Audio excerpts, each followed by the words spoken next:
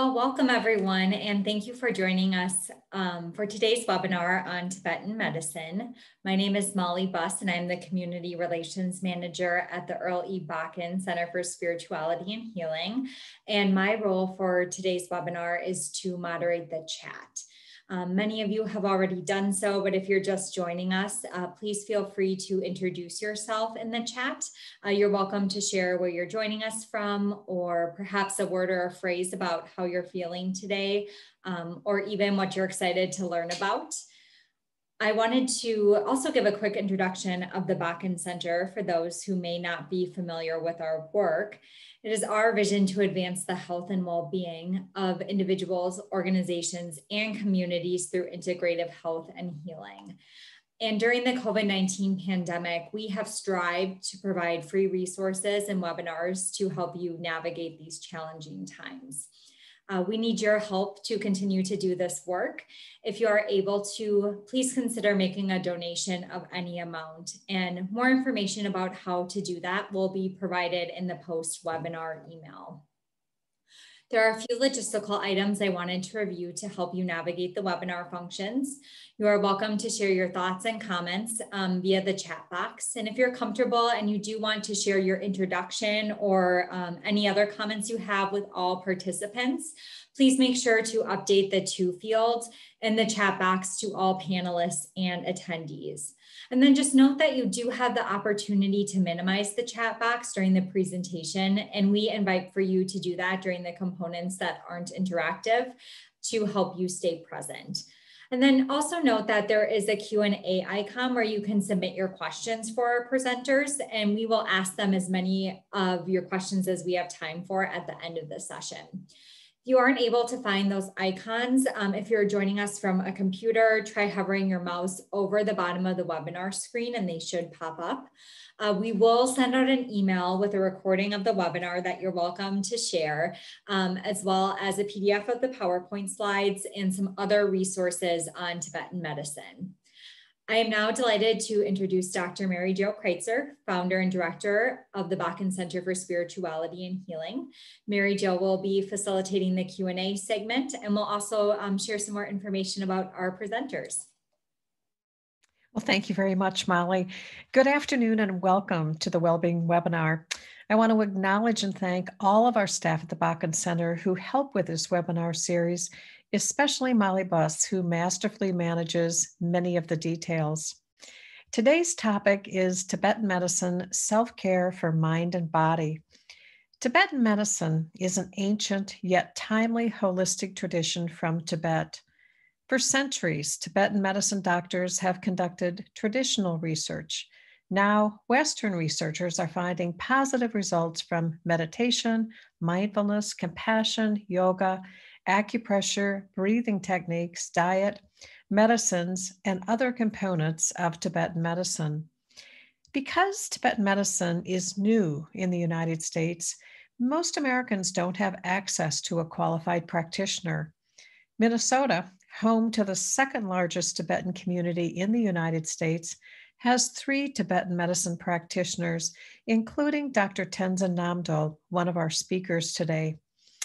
It's my pleasure to introduce our 2 speakers.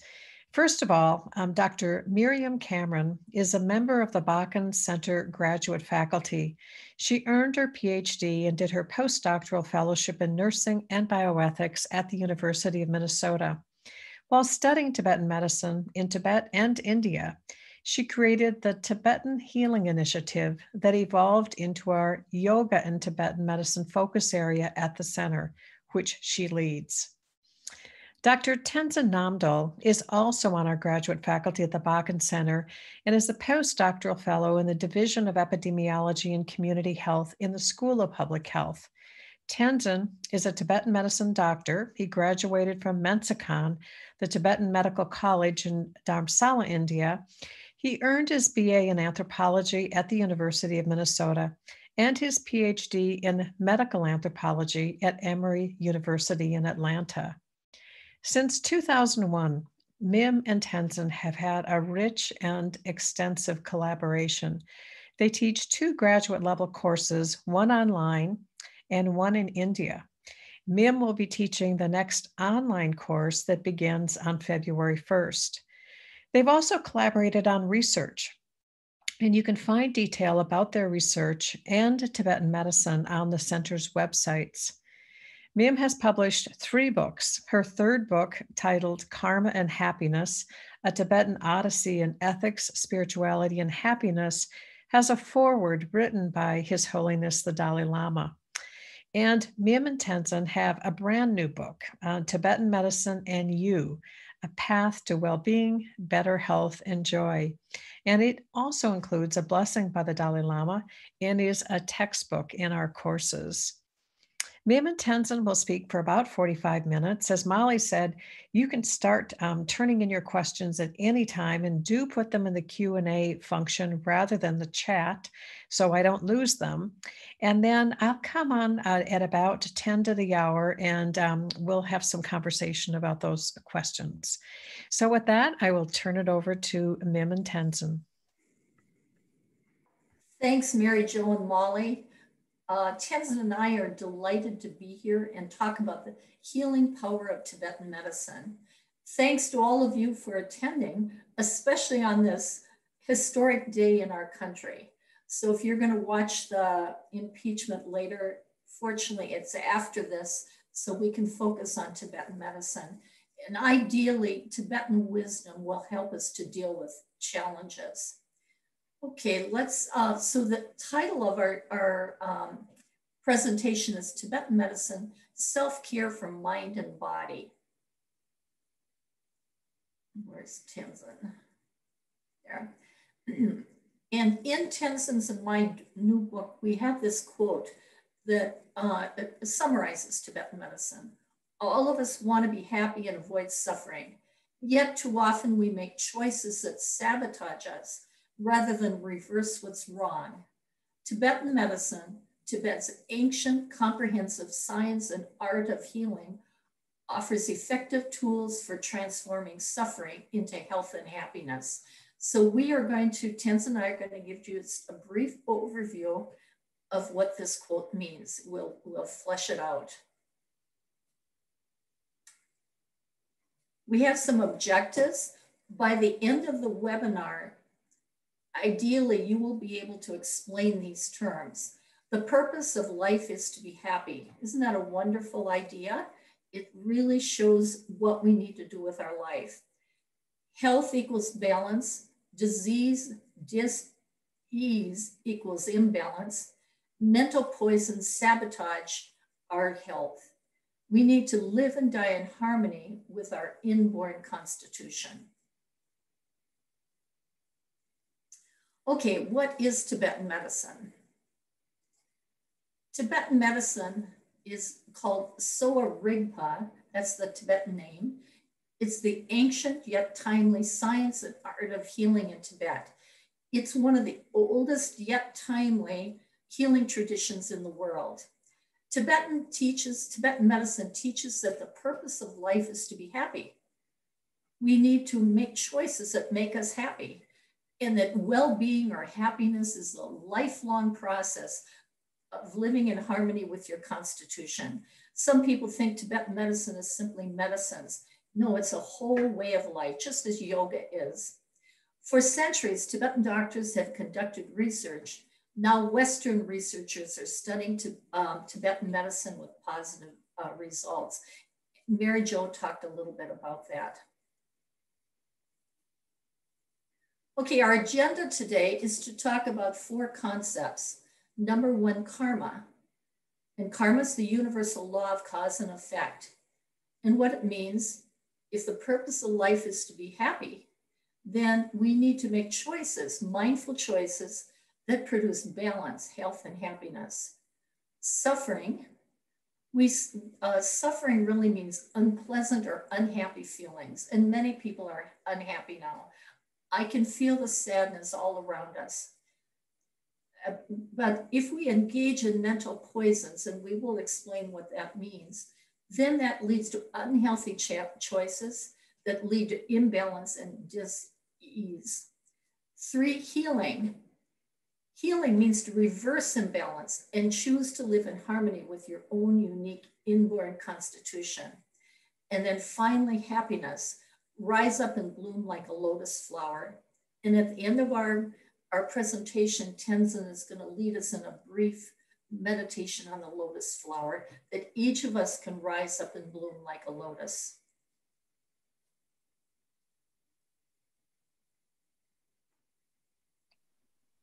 Okay, thank you, ma'am. So this is great. Thank you, ma'am, for setting the stage for me to take from here for a few following slides. So what we'll be looking here is basically, as you all can see here, karma. And in the earlier slide, Mim talks about karma. Here we're looking at the law of cause and effect, right? And so the karma term in many ways might be very much associated with one of the Tibetan Buddhist concepts or even Hindu concepts. But here, for this particular conversation, we're looking at the causative factor or the etiology in Tibetan medicine. Now, in order to understand the etiology of Tibetan medicine or any kind of illness in Tibetan medicine, we need to really understand what are the conditions that we are looking at. And here we're looking at the three primary energies, which in Tibetan medicine or Tibetan language is also termed as Nyebasum. Now, I want you all to know also that the reason we started here from three primary energies is because we wanted to make it as easy and comfortable for you all to use it in your day-to-day practice. Most of the time, the problem is we understand the concept, but when the rubber hits the road, so to speak, then the problem arises how you can actually apply the things that we understand in a very abstract manner. So three primary energies in Tibetan medicine. The first one here is the loong, right? Now, when we talk about loong, it might sound like a foreign term for many of you here, but in Tibetan medicine, loong literally means air. So now we are getting closer to our nature, right? Things that we find in our environment. Air is a very much a metaphor of how we understand air, which is mobile and flexible in nature. So in Tibetan medicine, when we talk about loong, we're talking about anything that moves in our body. Similar to in Indian Ayurveda medicine, they would refer to as vata. So anything that moves in our body, how do you understand that? In the conventional medical system, we talk about nervous system, right? So we have a central nervous system and peripheral nervous system. Those are the two key things that we try to understand. On the other hand, in Tibetan medicine, when we talk about loong, we are talking a little bit beyond just our physical function in our body based on our brain or our peripheral nervous system. So what are those things? So we will talk a little bit about that in following slides, that how our mind is associated with loong or the air energy. The second one is tipa. Again, tipa is very much associated with fire elements. In many of the Eastern traditional philosophy or traditions, we have elemental component. In Tibetan medicine, we talk about earth, water, fire, air, and space. Tipa, here we have a fire element. Now, when we talk about fire, we can quite easily relate to that in terms of something which is hot or in temperature-wise, really high in heat in nature. So in Chinese medicine, they would refer to anything which is hot in nature as yang. In Ayurveda, they would refer to as pitta. In Tibetan medicine, when we talk about tipa, we're thinking about, in terms of our body, all the metabolism, endocrinology system, if we use the conventional medical term. So that's what we call as tipa here. Now, the third energy or the third nyeba is pagan. So pagan, again, is associated with, out of 5 elements, earth and water element. So anything which need to have a grounding as well as cooling in nature, that is associated with pagan nature. In Chinese medicine, they would use the term yin. In Ayurveda, use the term kapha, right? So when we think about Peking in Tibetan medicine, whether it's for the physician or the patients who wanted to be an equal collaborator in healing their body, is to understand our Peking nature in terms of lymphatic function, anything which is fluid in nature in our body, anything that need to have a heaviness in our body is associated with Peking nature. Now, I also want you all to know that why we introduced this 3 primary energies concept here. In Tibetan medicine, when we think about the cosmology or the formation of our body, we think about 5 elements.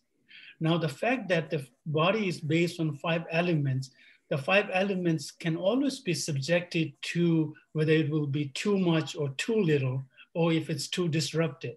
And it can happen due to numerous factors. And one of the key factors in Tibetan medicine, which is very, very strongly associated with Tibetan Buddhist philosophy and psychology, is our mind. So that's the key thing. And for us here, in the interest of time, we don't have too much time to delve into the association that we can generate between our mind and body. So we are just looking more here at our physical body, which we refer to as 3 primary energies.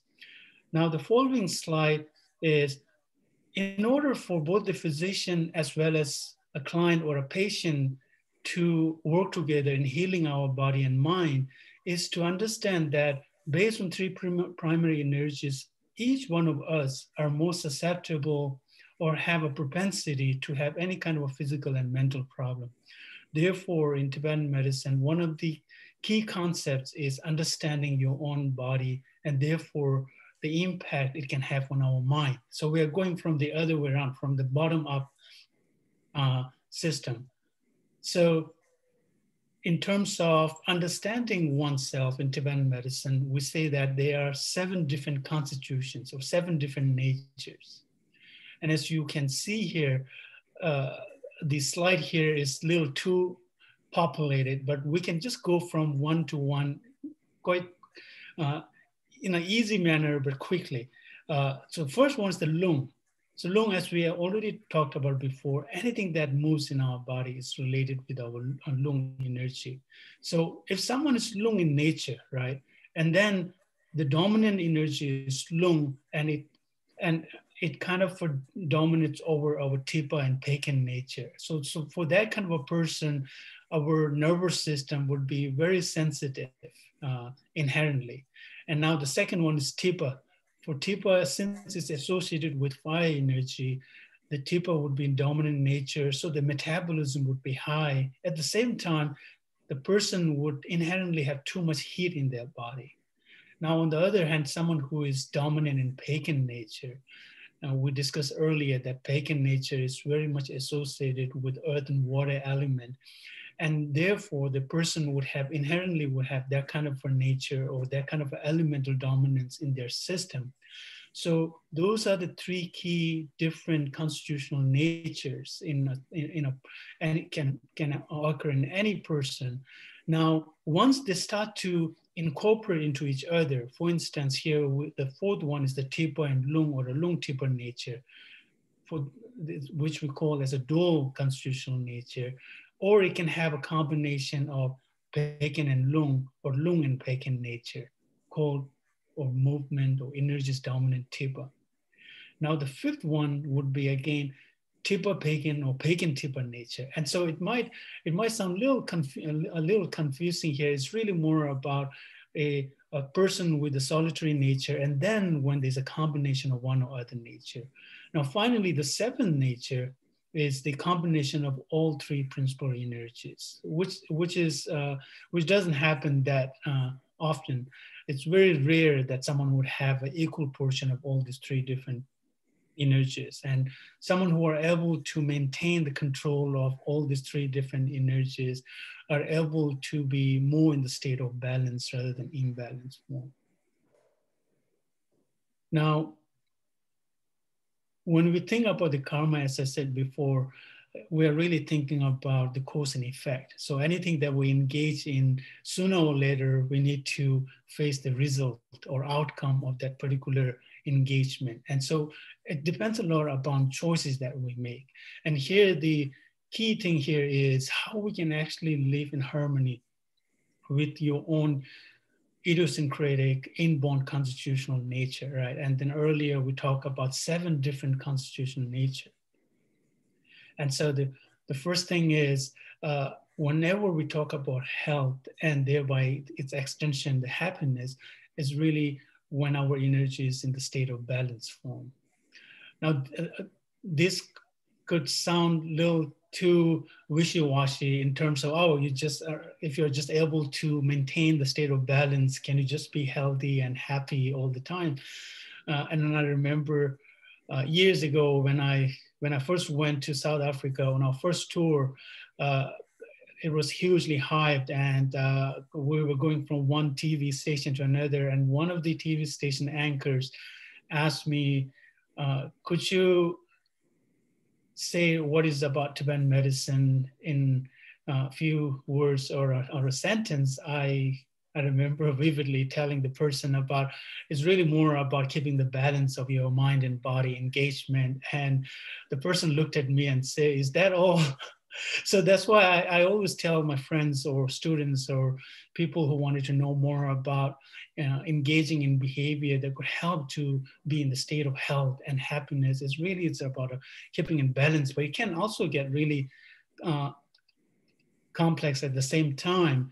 And now on the other hand, when you talk about a disease or in the state of suffering, it's really about being in the state of imbalance. And things will get a little bit more clear in following slides. Now, how you can actually be in the state of health or happiness or balance is really about kind of a reversing the state of imbalance or state of dis-ease, and which requires really correcting the underlying imbalance. And now again, we can engage in a very nuanced discussion talking about how you can actually not only understand, but also work in reversing that underlying imbalance. Could take a lot of time, but it's really about, the concept is really about how you actually understand and get to the nitty-gritty of what are those underlying factors that led to imbalance and how you can actually correct those imbalance components. Again, for this particular conversation, one of the easy ways that we can really work in reversing that imbalance is really understanding your own inherent nature, and how you can actually, based on that, you can understand what's your susceptibility, what's your propensity, and at the same time, what's your strength? What are arsenals that you can not only equip yourself, but also keep it ready to be used whenever you are exposed to certain situation that could lead you on a path towards getting into imbalanced state. And one thing that Mem, along with other colleagues that we worked on, is doing a research on validating the constitutional self-assessment tool, so that people, if they don't have any access to Tibetan medical doctor, they can use this kind of a tool. And we did a study here at the University of Minnesota quite a few years ago, and we published that paper. And the tool is on the center's website, and it's free for everyone to use it. So if you go to the center's website, if you can just type CSAT, CSPS, UMN, you can get right there, whichever search engine that you're using. If you type those letters, you can get to a site that you can get into getting access to the CSAT tool. And once you get in there, here I only have 4 or 5 different components of the CSAT, but you will have 40 some different characteristics that you can score yourself, and you will end up with a particular constitutional nature that you can identify yourself with. And once you get through that, then there would be a lifestyle guidelines tool, so that it's not only, it not only ends at you being able to understand your nature and therefore your certain propensities or strengths, but also how you can actually look into making any modification in your lifestyles or diet. And how you can actually use those in your day-to-day life for yourself and people around you. Mim, if you want. Thank you, Tenzin. Sure. So Tenzin has given a little background about how we are made. We are born with a particular constitution. And so if the purpose of life is to be happy, and all of us want to be happy all over the world, everybody wants to be happy, why is there so much suffering? And so Tibetan medicine, I think, is very wise about this. And this transforms people's lives. It's transformed my life, and I've seen it transform students' lives during the nearly 20 years that I've been teaching Tibetan medicine. So Tibetan medicine says that there are 3 kinds of mental poisons. And if we engage in these mental poisons, we are likely to make poor choices that lead to suffering rather than to happiness. So the first category is greed, attachment, desire. And I remember when I was a kid, we used to say, I want what I want when I want it. I get what I want when I get what I want it. I get what I want, but don't want what I get. When I get what I want, I don't want it.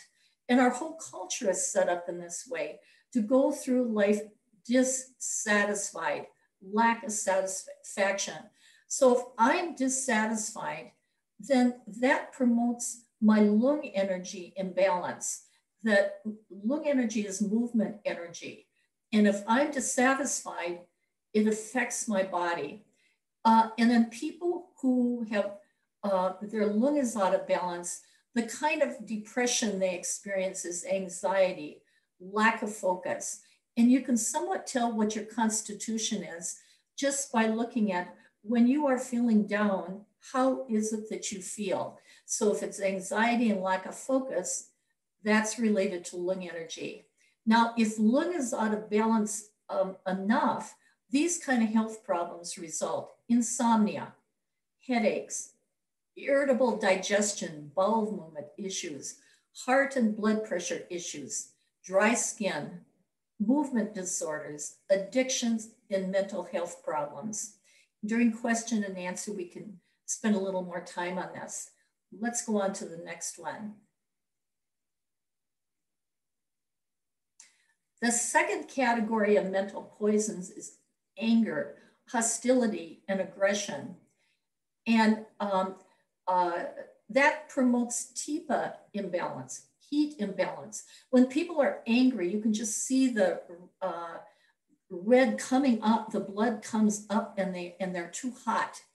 And that leads to all kinds of problems. So people who have a lot of TIPA energy, or their TIPA is too high, their kind of depression is anger. And as a nurse, I was a hospital supervisor, and one of the places I went was into the closed psych ward. And people would say, oh, I'm not angry, you know, but all of us, even if we're a little bit angry, it raises our heat, it raises our blood pressure. Our breathing is not even. It depresses the immune system. So anger is disastrous for the body, unless we're trying to run away from a tiger, you know, but most of us don't have that.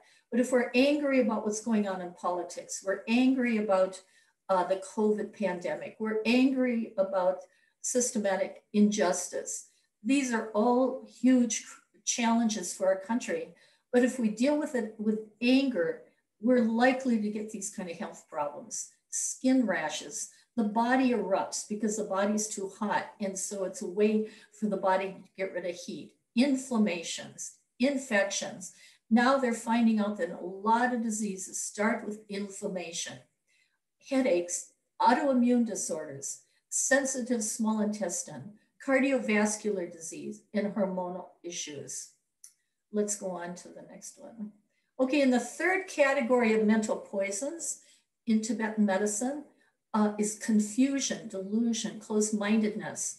And this promotes bacon, cold imbalance. And so a person who has a lot of bacon energy, or the bacon energy is disrupted, that person withdraws and, you know, sits on the couch and eats potato chips and watches watches TV, doesn't talk, like if it's a serious case. And this leads to these kind of health problems: respiratory disorders, weak metabolism, poor blood circulation, kidney and bladder dysfunction, obesity, and diabetes. So you can sort of tell what kind of disease you will get if your body becomes worn out by what your energy is, and you can take chances to, or you can take steps to reverse this. We need to recognize right away if we are developing these kind of symptoms and take steps to reverse it. Okay, now let's talk about healing. So we talked about why is it we suffer. And in Tibetan medicine, suffering is different from pain. Pain is, let's say I fall off this chair and hurt myself. That's pain. Suffering is how I view this. Do I view this in a negative way and say, oh, why me, God? Why do all these bad things happen to me? I'm trying to teach a seminar here and I fell off the chair. and so, you know, bad things always happen to me. Well, that's going to make it much worse. But if I say, oh, whoops, you know, I fell off the chair, I'll get back on the chair and keep doing what I'm doing, it doesn't cause suffering. So suffering is interpreting things in a negative way, and we always have choices how to interpret things. You know, we can't control a lot of things like the politics, the weather, so many things, but we can choose how to deal with it. So here's how we can reverse imbalance involving confusion, involving lung energy. And that's confusion, delusion, and closed-mindedness is the mental poison. So we need to calm our lung. Our lung gets to, you know, when you're feeling like this, that's your lung energy. We need to calm our lung right away before it causes problems by doing what is warm, grounded, peaceful. For example, sit quietly and become grounded. And don't talk. Talking will increase lung energy. Listen to soft music. Drink something warm. Do what is comforting to calm down the lung energy. We can meditate to reverse lung that's too high. Meditate on impermanence. The reason we engage in confusion, delusion, and closed-mindedness, actually that should be, anyway, we need to meditate on impermanence, continuous change, that if we're constantly wanting more and more and more, and so we need to recognize that everything is constantly changing. We're not the same person as when this webinar started. Our cells are constantly changing. So why are we getting so bent out of shape about whatever's going on? And then we can reverse it by behaving with generosity, loving kindness, and acceptance. Healing, anger, hostility, and aggression.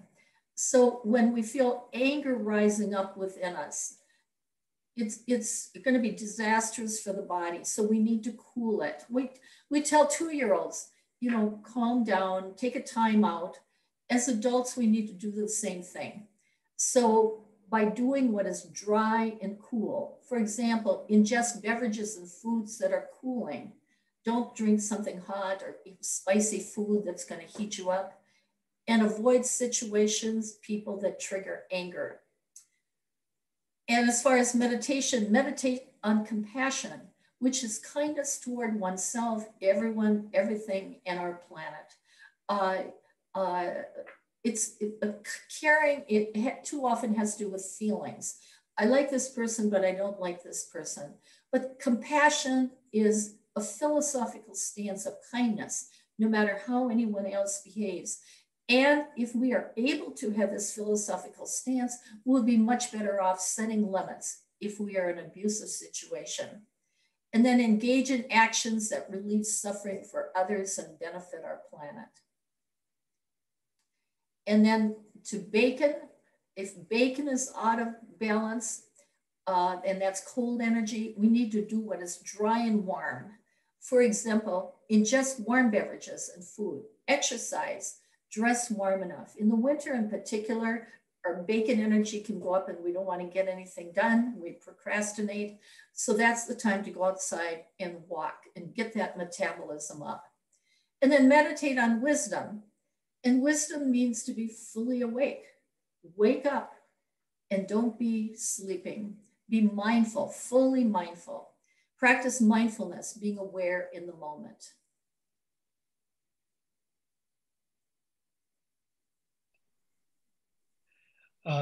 Thank you, Mim. So Mim talked about really the great detail about how different three mental poisons could impact our three primary energies and what are things that could lead to due to that disturbance or the impact of three mental poisons in our body. And now here, once you are able to, are in the process of healing yourself, we are looking at how we can engage in a certain behavior that could lead to a state of happiness, and which for all of us, the purpose of our life is happiness. And this might sound very cliche, but we all know that things are cliche for a reason. Whenever things are cliche, in some ways, we try to dig deeper into it. There are lots of meaning in those cliches. So the first thing is really, as I said before, when we think about karma, cause and effect, we are really thinking about our choices. So whatever choices that we make in our life, whether it's our physical behavior choices or the things that we think in our mind or the verbal behavior that we engage in, all of those has to be very mindful, informed by certain understanding of what could lead to suffering or what could lead to happiness.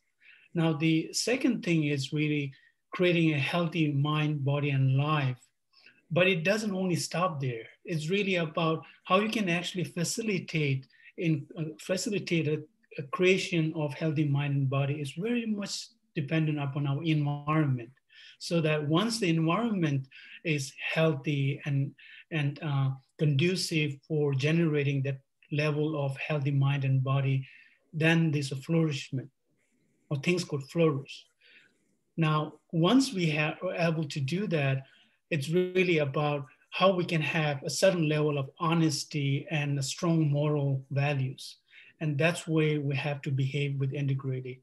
And once we are able to engage in those behaviors, our life would have meanings, our relationship would have meanings, and our existence itself would have meanings. And that's how in many traditional medical systems or philosophies, those things are the key components based on which these traditions are developed and practiced. And once we are able to create that environment, both at the individual and the collective level, that's when we would be in a position to reach out to help others and heal our planet, our world. So again, to reiterate what I said before in earlier slide, these are all the different characteristics which might sound very much cliche or very overtly used in our today's time, but these are as much needed as it is than even a century ago. In today's time, in last year and early this year, we are living in a pretty difficult situation where things are not as we want to be, and everything seems to be very uncertain. And we need as much as we can of love or compassion, kindness, contentment. These are all the characteristics that we want to have in ourselves as well as in people around us. And the important thing here is really how we can actually not only understand the importance of these all different characteristics, but also how we can nurture it in ourselves and in others. And so what we will do is, based on a very succinct information we all got today, because we don't have time to talk much in detail, let's just pause and take a few minutes to meditate on all the things that we discussed so far. So as you all can see here, the focus of this meditation would be on this beautiful lotus flower.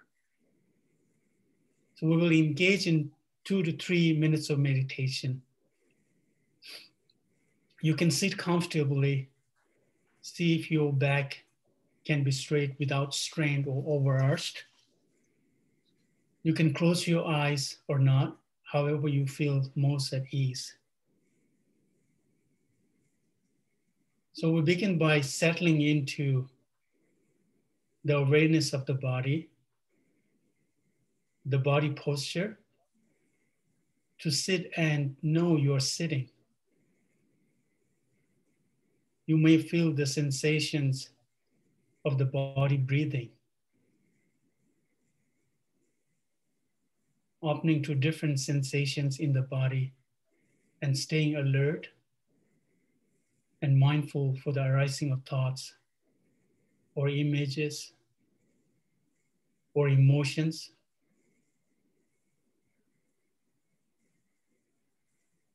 And pay particular attention to the feeling of doubt or the feeling of uncertainty that may arise. Reminding yourself that it's okay to feel the way you feel. In Tibetan medicine, our body is referred to as fault, or in Tibetan terms, nyeba, something that could lead to suffering. This is so because our body is inextricably intertwined with our mind. In that sense, our mind is the driving force of how we shape our body. And the fact that our mind is governed by different afflictive emotions, primarily attachment, anger, or delusion, our physical body is constantly on the verge of going out of balance. However, as much as how vulnerable our body is, we also have a direct access to our mind in any given situations or any places where we can work toward transforming our vulnerability into strength, toward the state of health, well-being, and happiness. Similar to lotus flower seed that needs mud to germinate, you need your body's inherent nature, its faults, to be the best of who you are. The lotus seed turns mud into nourishment to sprout, rise, and bloom. Lotus flower turns swamp into a colorful garden.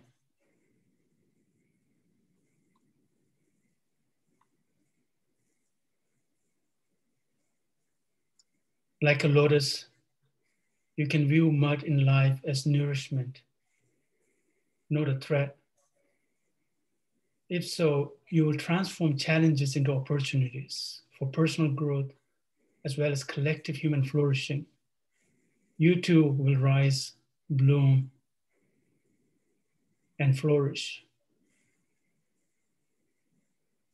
If you begin to experience feelings of anger or attachment or fear, make them the object of your awareness, the object of meditation, where we open to these feelings, even though they are unpleasant.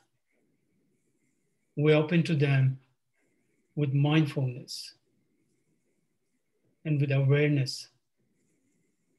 Anger feels like this, or attachment feels like this. Fear feels like this.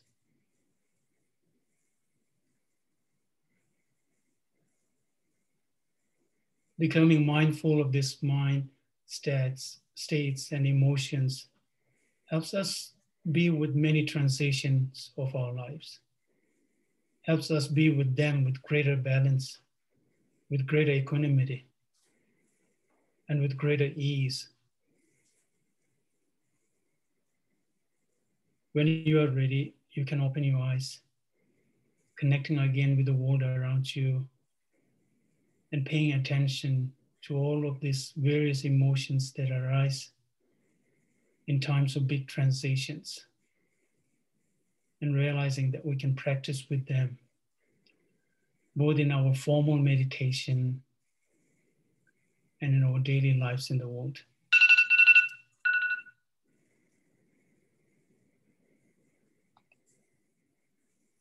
Thank you. Ma'am. Thank you, Tenzin. The meditation brought tears to my eyes to think of all of us meditating together and how we can be helpful to each other. So we talked about karma, the universal law of cause and effect. Choose what produces balance, health, and happiness. I used to work as a nurse in chemical dependency. And I would say to somebody, do you see how drinking is causing problems for you? No, it's not my drinking. It's my wife, it's my boss, it's this and that. And I think we are like that in general, is that we don't see how what we are doing and saying and thinking is causing the kind of consequences in our life. So we need to become mindful and take charge of what we can take charge of, like in the serenity prayer for the 12-step programs. God grant me the serenity to accept the things I cannot change, the courage to change the things I can, and the wisdom to know the difference. Suffering. Mental poisons and unhealthy choices lead to imbalance and disease. So therefore, we need to educate ourselves about what are proper choices, what are good choices that are more likely to lead to happiness and reverse disease. Healing, reverse imbalance, and choose to live in harmony with your own unique inborn constitution. Therefore, each of us needs to figure out what our constitution is, live in harmony with it. I do not have control over what my constitution is. I was born with that constitution. Therefore, I need to live in harmony with it, just like I need to live in harmony with gravity, with so many things in life over which there's no choice. And then finally, happiness. Rise up and bloom like a lotus flower. Turn that mud into nourishment to rise up and bloom.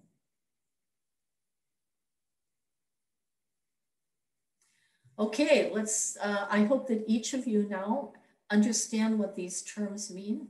The purpose of life is to be happy. And I noticed somebody asked, isn't that selfish to be happy? I always ask my students that. And actually, if we're not happy, then we need other people to take care of us. We are going to cause turmoil for other people. But if we're happy, then we will have positive energy about us and we will reach out to help others so that they can be happy also. And then both Tenzin and I explained health equals balance, disease equals imbalance. And as soon as we're out of balance, we need to bring ourselves into balance. And what this means is that the current levels of our energies, all of us have loong, Tibet, and bacon. And our current levels, my current levels, are consistent with their levels or percentages in my constitution, in my inborn constitution. So if I have a Tibet bacon constitution, and if my loong gets too high, then that's going to set off my Tibet and bacon also. So I need to understand when I'm out of balance and bring myself back into balance. Mental poisons sabotage health and happiness, because when we're under the influence of mental poisons, we're likely to make poor choices that lead to suffering. And then live in harmony with your inborn constitution. You want to talk about this, Tenzin? So yeah, we'll make it. Yeah, I will make it really quick since we don't have much time. You all will get PowerPoint version of the slides from Molly.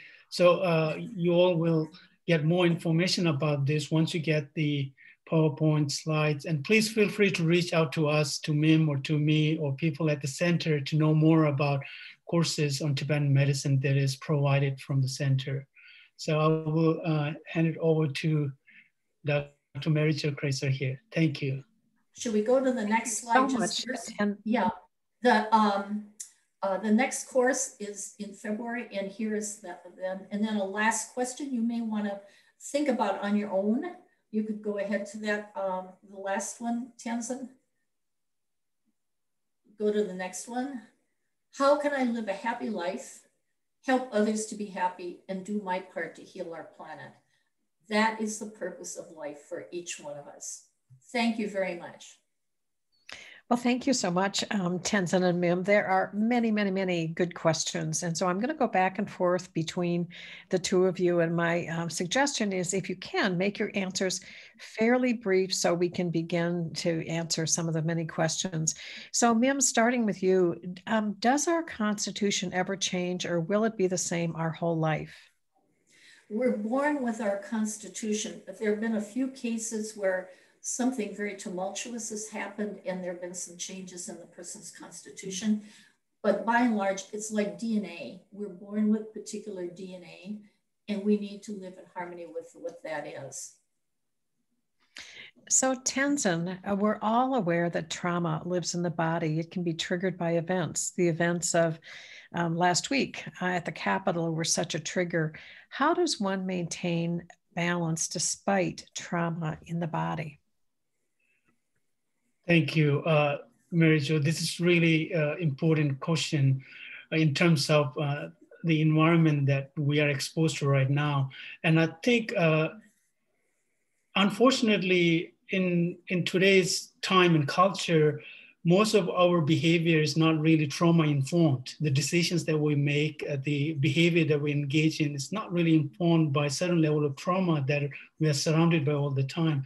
But when things happen that happened earlier this month or last week, we really need to make sure that based on one's own nature, for instance, when I think about my reaction to things that happened, my instant reaction would be the mixture of being sad and being angry. And I need to know how I can negotiate with that feeling and how I'm reacting. And so I try to bring in more equanimity, more balance and calmness in order to look at the situation from the bigger picture. And once I understand that, I can inform my inner trauma to the external trauma. And that's how I think I personally am able to inform my thinking and my decisions and reaction to the trauma that's happening outside. And I think the same way for other people also, I think the trauma that's happening outside, it's always there, but then once you are not informed internally by your own trauma and how you can react or respond to the external trauma, it could be a pretty haphazard reaction to any kind of a situation outside. So I think that's a really important thing. And I try to work on that, how I inform myself of the trauma that's happening in my own environment. Mm-hmm. Thank you for that, Tenzin. There are a couple questions around the same theme. One person wrote, what if I believe that I don't deserve to be happy? And then they also wrote, Mim, how does one get over the thinking that it's selfish to believe that the purpose of life is happiness? I addressed it somewhat already, is that if we're not happy, other people have to take care of us. The ideal is to be happy and be independent. Aristotle talked about an autonomous moral agent, that because if somebody else is taking care of me, I'm like a puppet and I'm not free to make my own choices. So the best way for me to live a productive life is to create happiness for myself. Then I have enough energy to reach out and help others.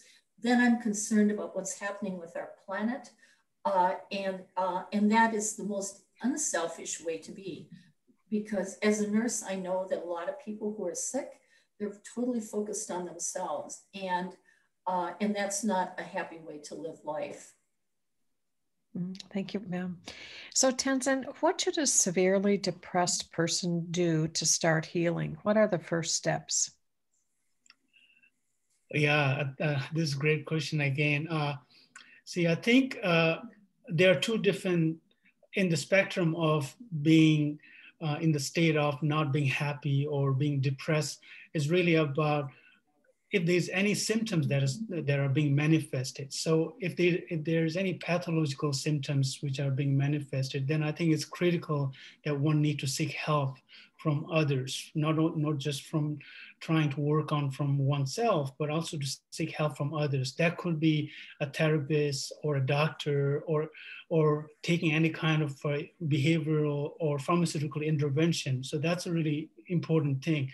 But if someone is in the state of being really unhappy, being completely depressed, or not being able to engage in certain behavior that could lead to a path towards being content and happy, I think one really need to be able to understand what are the situations that you become most susceptible to. So if someone is very much in pagan nature, like if someone's metabolism is really low, if someone's body has less of those energy inherently, then for this person, they would know that the state of being ruminating on things or being depressed is very much there. And by understanding that, one can engage in certain diet and behavior lifestyles. And one of the really key things that one can do that now the science has proved is engaging in physical behavior or physical activities, going out in the nature,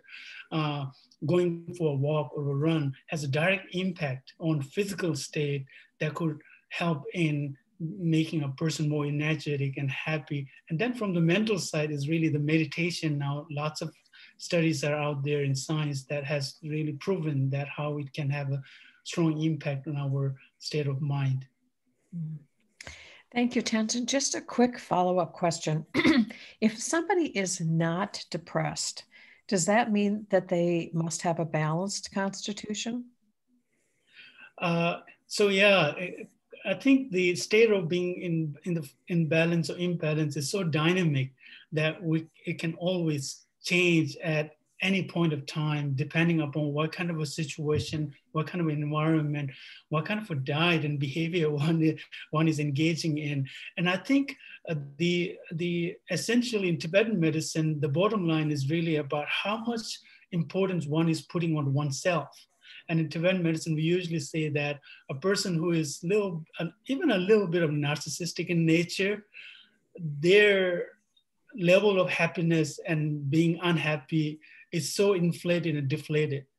And so the moment our lens or the focus is on others, that huge fluctuation of being happy or unhappy or being balanced or imbalanced really attend the more balanced state, and there's less of that roller coaster inflation and deflation state. And I think so that's the key thing. It's really the take-home message would be really to focus more on others rather than oneself. Mm-hmm. And that's a really smart way of taking care of oneself. That's the key point in Tibetan medicine. Thank you, Tenzin. So, Mim, what would you suggest to someone who lives with a constantly angry person? How can one build a border or a boundary not to get caught up in others' emotions? We've all had a situation like that. And Tenzin and I addressed it in our new book, Tibetan Medicine and You. When you registered, you could see the book title. So this is a complicated answer. Number one, Tibetan medicine talks about developing spiritual immunity, which is a wonderful term. So we have a whole section in the book on spiritual immunity so that we aren't so affected by what other people do.